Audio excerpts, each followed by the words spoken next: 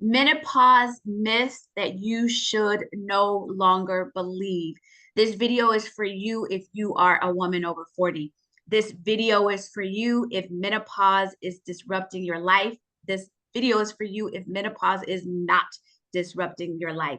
There are things that we must know as women in this age that is very, very impactful. And I know that there are a lot of myths. So today I have with us, or we have with us, Dana Lawson, who is a health coach and also a menopause expert. You can't see her yet.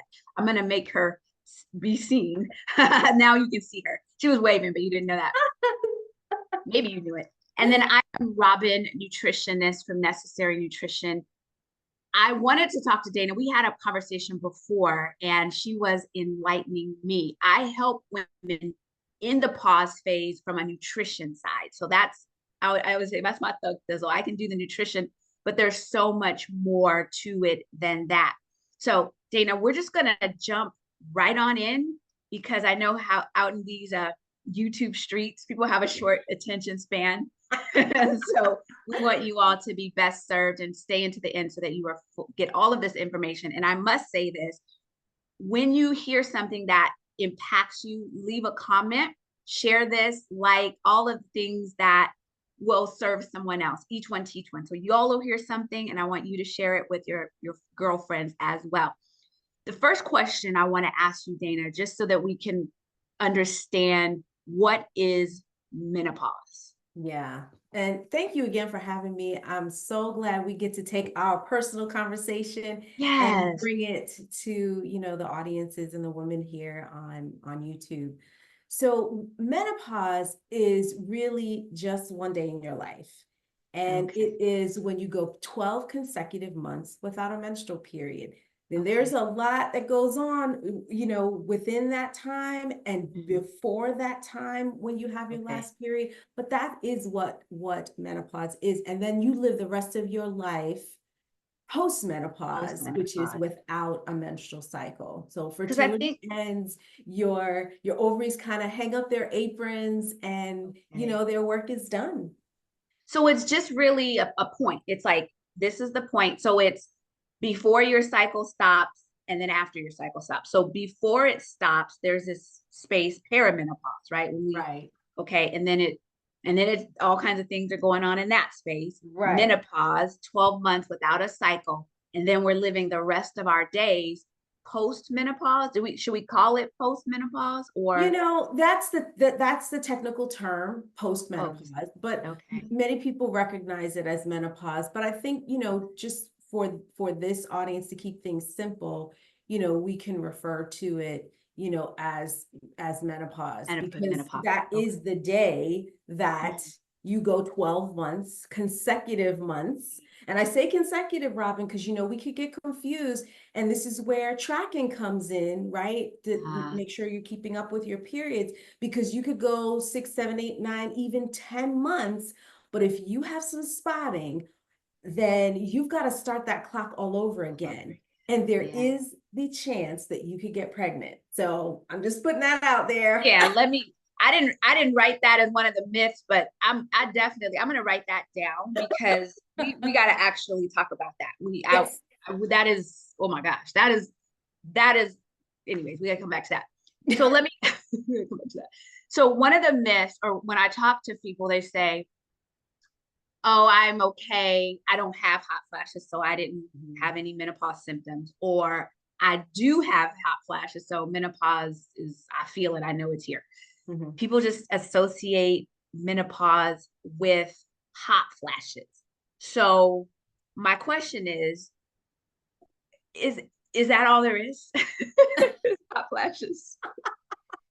No, they're probably one of the most bothersome and most troublesome symptoms. And because the majority of women will have, I think it's up to 80% of women will experience some kind of hot flash. It's the technical term is vasomotor symptoms, because even though we feel it, like maybe it starts here in the chest and then the heat comes up through the neck and the face and we start sweating, it varies from woman to woman. But, just, 20% or less women don't have them. So the majority of women do. And the vasomotor symptom, because it starts in the brain, it's where the temperature regulation portion of the brain starts to fail because it's governed by estrogen.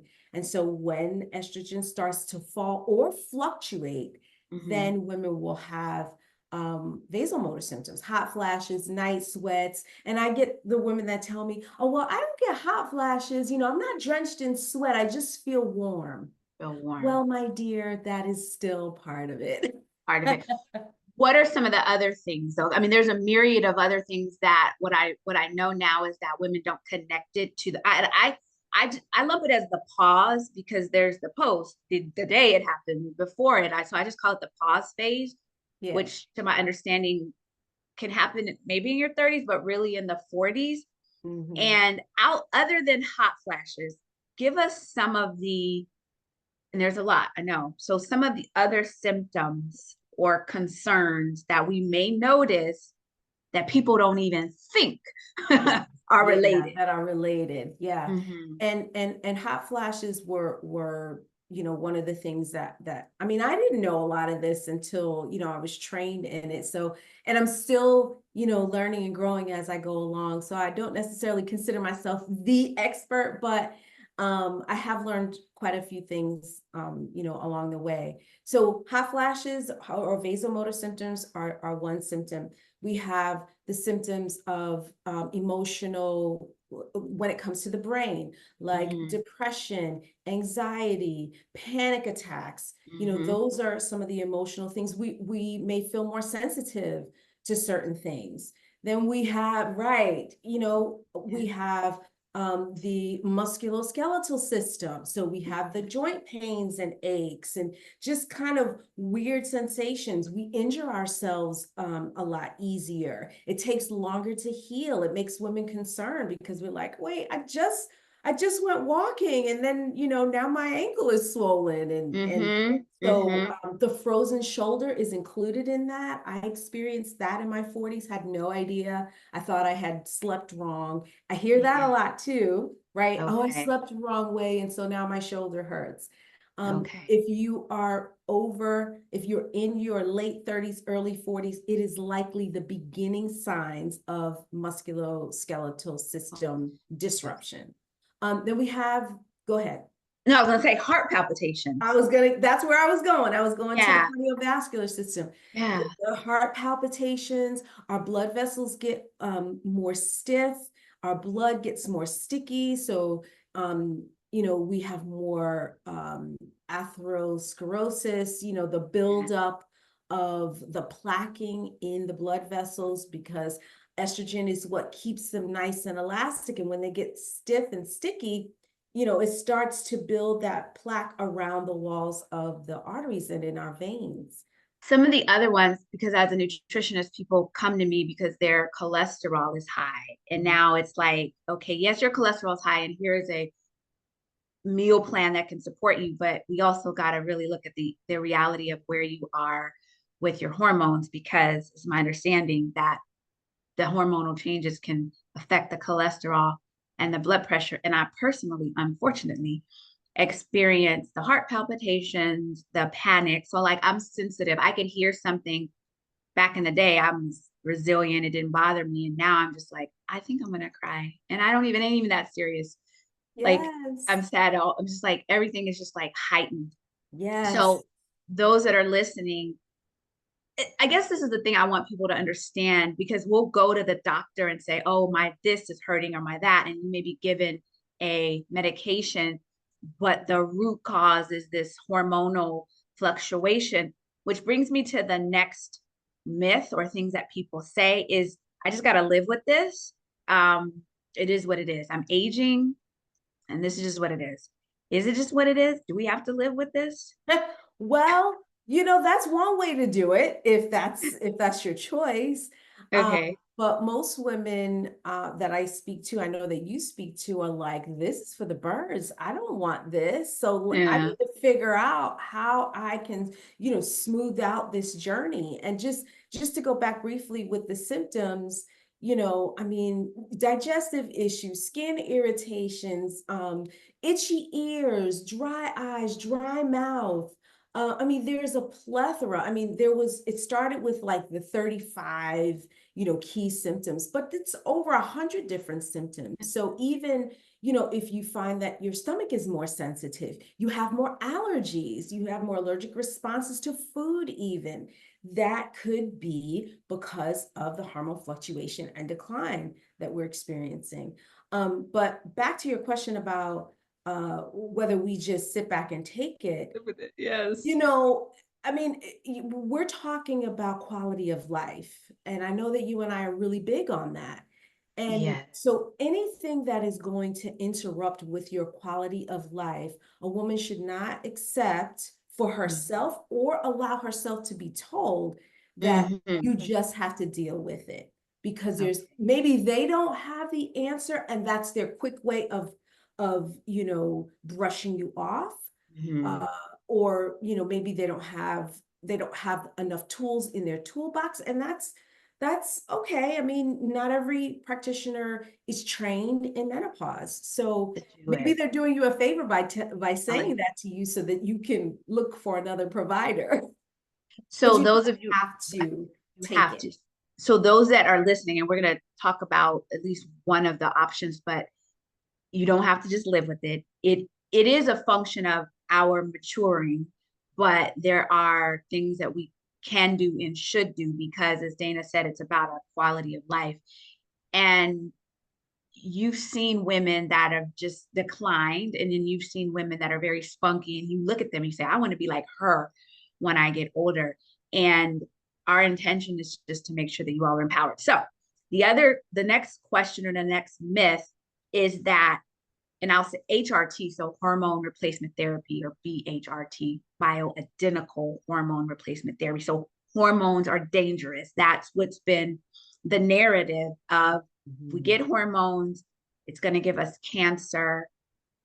So in this, there's a lot I want to say in this. So I'm going to ask the question, is that true or not? And then in that, I want to say that I understand there's bioidentical and then there's synthetic hormones. So those are two different options. Is the synthetic still an option? Still an option? Yes, there are synthetic hormones that are out there. In fact, Robin, our birth control is synthetic hormones. So let's just put that out there and just be transparent with everyone that, you know, if we're on birth control, we are introducing synthetic hormones into the system. I'm going to add another acronym, MHT, which is menopause hormone therapy. So that was introduced a couple of years ago. And so that term is also out there. Most people understand HRT, but as it's used in the menopause transition, it's MHT. But hormones themselves do not cause cancer. There's a lot of factors. Cancer is complicated, and there's so many different factors that, you know, when women develop cancer, right? Their own toxic burden, their family genetics, so many things, their chemical exposure, their food. I mean, there's just so many things that are involved, but hormones themselves give us life. So we're talking, we're not talking about the synthetic ones. So what are bioidentical hormones? What is that opposed to the synthetic ones? The Such a good kind that's made out of cow, no, not cow pee. I know what you're talking about. You mean horse urine. Horse urine. Yeah. So the synthetic form, it's natural, because it is from a horse, but horse estrogen and human estrogen, if you look at the molecular structure of both, they are different. So bioidentical hormones are the exact same molecular structure, atom for atom, that we produce in our own bodies. That is what a bioidentical hormone is. And so we've said it briefly that it is a myth that it causes cancer or that it's dangerous. what if we have, and this is like such a deep, I mean, we could actually just have a conversation on this alone, but I just want to give the listeners a taste. Mm-hmm. What can happen on a positive note if we have hormone replacement therapy with bioidenticals that mirror our own chemistry? What can happen on a positive sect or spectrum? Yeah, yeah. So bioidentical hormones, because it's atom for atom, the same molecule as the ones that we make in our ovaries, when we introduce them, when we're at, low levels, and hopefully even in perimenopause, when their levels are fluctuating, it can actually help level out our body. It helps to now calm the nervous system, reduction in cortisol, because your body is in flight or fright. It's, because estrogen is such a critical, life hormone. When we don't have it, it puts the body is trying to keep the human woman alive. Because it's, from what I understand, it's a protective factor, the estrogen. It's a protective hormone, it's anti-inflammatory. Right. And so once that's gone, then we have systemic body inflammation. We know what comes from that. All diseases come from inflammation, right, Robin? Yeah. So one of the benefits some of the immediate benefits is some of those symptoms are going to go away almost immediately. So like the hot flashes and night sweats, it helps in us being able to, and progesterone, when we add progesterone, it's that calming hormone. So we're going to sleep better. We're actually giving our bodies what they need to deal with life's stresses. All the things, yeah. External and internal. So what I heard you, sorry. So what I heard you say, it's a myth that the hormones are dangerous, the bioidentical ones are dangerous, that if we decide to introduce them into our bodies, it can help us and balance us out so that we don't have all of these symptoms. And then what I'm also, and then tell me if I'm understanding this properly as well, that as we age, right, we all the things, we're more prone to this chronic diseases, which our estrogen helped us, but the bones, the falling, the fractures, and that's very common for us as women, and then that really impedes our quality of life. Can bioidentical hormones or hormone therapy help us with osteoporosis, osteopenia, and all of those things? Absolutely, it can. And if you are receiving your hormones from a hormone savvy physician and you're at physiologic levels, it will, it'll help prevent osteoporosis. You're setting your body up to build bone instead of lose it.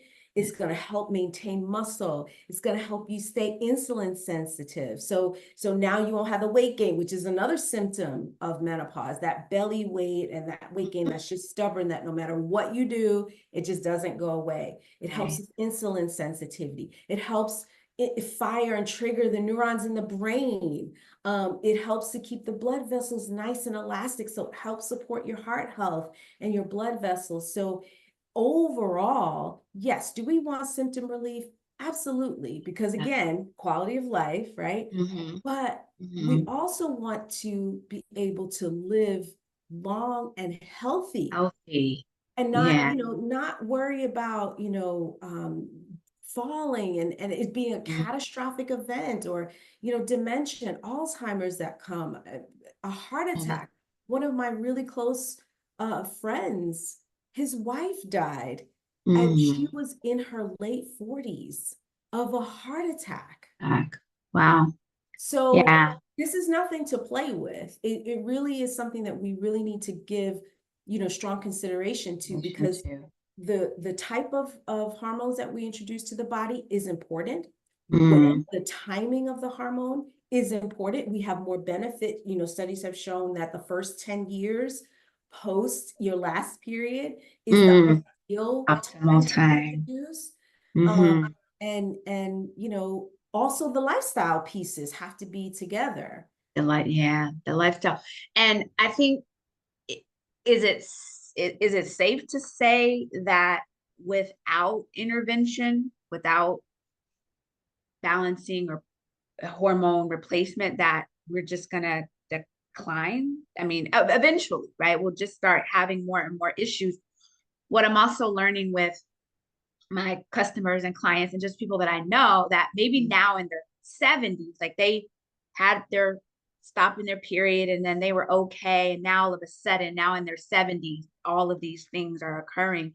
Yep. It's evolutionary. You might be okay at 55, but now at 65, here comes something. Right. So when we talk about these myths, and just those that are listening, we want you to understand, again, it's evolutionary. It's not just, there is no straight line. There is not even a, I've solved this and I'm there. It's, life is always, your hormones are doing some things, but we want you to know that there is ways to support you. And I think, in my opinion, is that the earlier that you get ahead of this, the better you may be. My opinion. Yes, the earlier that you address the changes, the better that you'll be. Some women, you know what, and one thing that I'm really passionate about, and I know you are too, is informed choices, right? We need to know what we're saying yes to and what we're saying no to and why we're saying it. And if you say yes to introducing menopause hormone therapy with bioidentical hormones, know why. What's your why? Do you have a solid reason for doing it? The studies show that there is solid reason to believe that it does help in your quality of life. It supports, you know, the aging process. And not that we're going to stop aging, but it's certainly going to smooth out the landing, right? But I like it, smooth out the landing. Yeah, you mentioned, you know, maybe we're okay in our 50s and 60s, and then we take a steep nosedive in our 70s, and we have high blood pressure, high cholesterol, diabetes. It didn't just happen overnight. It was happening all along. But some women get lulled into, well, I feel okay. You know, I don't have any symptoms, or I'm okay right now. But eventually, even with the best of diets and you know, the best of exercise routine, getting, you know, 7 to 9 hours of sleep and managing your stress, you know, there does come a point where it's just not enough. And so the earlier that we get started, the better off we have, the longer that we have to really, you know, dial it in and support ourselves with the lifestyle. And then it just makes a really nice marriage. Not that you can't get anywhere with just lifestyle. Just lifestyle is important, and it will take you far. But imagine marrying the two. I mean, that's like a match made in heaven. Those that are listening, we just want, again, you to be empowered. And I know some of you are wanting to ask more questions about hormone therapy. Where do I get it from? All of those things. That will hold on for that, because we'll tell you how to get that information. But what I want to say before we wrap it up, because that's like, this time is just going by fast, but the being pregnant part. Okay, so women think, okay, so is it, once your cycle is stopped, though, or is that safe to say you cannot get pregnant? Like, you've been a year and it's no cycle. Are you free at that point? Yeah, after 12 consecutive months with no menstrual cycle, and you are diligent in keeping your records, then yes, you are free and clear. But before that, you're not free and clear. No, you're not. Now the eggs are not going to be the best quality. They're not as plentiful. So it's definitely harder, but it doesn't mean that it cannot happen. Okay. Yeah, that's important, because I know a couple people, and every time I hear this, I'm like, what? Like a couple of women in their later 40s that were like, okay, how did I just get pregnant? And so y'all are listening. You can't be reckless in those sheets. If y'all are can't be reckless in those sheets. That's right. If you've not gone 12 months. So that we 12 consecutive months. So please, ladies, if you're watching, please keep track, have a menstrual cycle tracker so that you can keep Mm-hmm. up with that and not get caught out there. Get caught out there trying to go to I mean, if you're Disneyland when you're wanting trying to, to, yeah, if you want that's to, but that's if you're different. not, you all of a sudden now you gotta go to Disneyland. It's a small world when you're trying to like retire. Like, what am I doing here on the teacup ride? Because you got a And baby. everybody asking you, oh, is that Is that your okay? grandson or granddaughter? Yeah, we don't want Yeah, that. keep those comments to yourself, please. There are some Yeah. women who start their families later, and Yes, that's they do. okay. By choice. That's Yes, what by they wanted. choice. And that is cool. But there are others where like they're my hairdresser. Her kids were grown out the house. And she got pregnant and she was just like devastated. But you You rise to roll the with it. occasion. But she was like, how did this even happen? And I was like, I'm not gonna answer that because you actually know what you You were doing. know, You know you know what you how it happened. were having a good time. I think that just speaks to the power of hormones and Yeah, the design that we're made, how we're wonderfully designed, and really how it's the purpose of life is to promote life. And mm-hmm. hormones do that. And so even in our older age, when we think we're beyond, our body is still churning and really trying to keep that alive. It's really fascinating.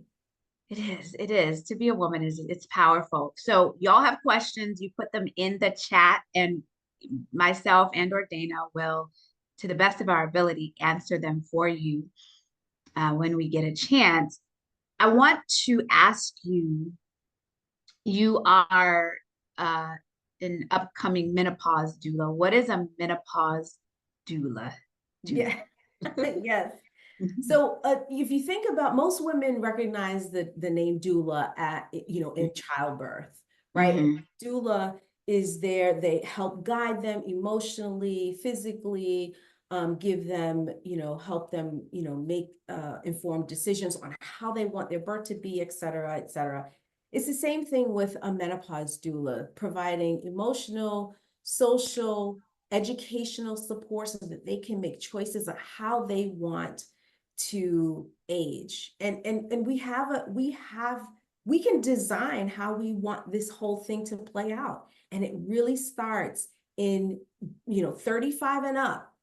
And we don't consider ourselves midlife at that point. But I mean, Yeah, what's for 35? some you are. What's two? Yeah, It's 70. So 70. Yeah. 35 is midlife. So you can actually design how you want your life to be in your 70s by taking proactive steps by the time that you're 35 and start looking at this. And so a menopause doula is that woman's companion throughout this journey and throughout this process to help educate her, help her to make available to her options and her choices, and then support her decisions and support how she chooses for this to go. And you help women do that, right? I do. I And do. And so, I'm leveraging my health coach certification to mhm, dial in the lifestyle, the sleep, the stress, the exercise, the nutrition, to really give a holistic picture and not just kind of pick apart the body, but look right, at you as a whole person, and to then, do. address and map out how we're going to go through, this process. So those that are listening, I'm going to make sure that you have an opportunity to connect with Dana and all of her touch points on social and just find out more about her services. This is a sidebar, but a fly landed on my head. I don't know if you saw that, but it did. I did I was not see it. on my head, yeah. And this is the thing I told you I don't edit. So I was just like, it was like I didn't want to, it's like on my head and it's buzzing around, but this is how life goes. I was like, I don't edit, so it is what it is, you know? Right. I think I did a video before and like a bug was crawling on the wall. But as long as it wasn't a cooking video, I was like, it's okay, right? Yeah, yeah. That's Cooking life, video, right, Robin? I don't know what that was. Anyways, I digress. So I will make sure that you all have access to Dana. She has some funny and very informative content on Instagram. So we'll link all of that in the down bar down below in the description so that you can connect with her. Anything else that I missed or that you wanted to say before we go? I think we covered everything, but one last thing, and I think we mentioned earlier about, you know, being informed and making informed decisions. You know what you're saying yes to, know what you're saying no to. If you decide that hormone therapy is not for you, then, you know why you're saying no. Don't let it be because of, you know, what you hear on social media, or even, you know, what you hear from doctors. The research has changed. The WHI study has been shown to have had flaws in it, but even with the flaws, there was some really important data that was shared that just goes overlooked, because one arm of the study, there were two, one arm of the study showed that there was an increase in breast cancer, but it wasn't because of the hormones themselves. It was the kind. It was the synthetic Hormone. progesterone. Got it. So we have to really, you know, be educated and know what you're saying yes to, know what you're saying no to, and then, you know, really put the whole picture together for your whole body, and think of life not just now, but how you want it to look when you're 70, 80, or 90 years old. And we can decide, or at least be intentional about it, you know? Yes, so be intentional. Yep. I thank you 100%. so much. And for those again that are listening, hang out, stay connected to the channel. I speak to women over 40. All of the content is for you. And I love to know what you want to know. And then I'm always releasing a few videos a week with different topics that are salient to us.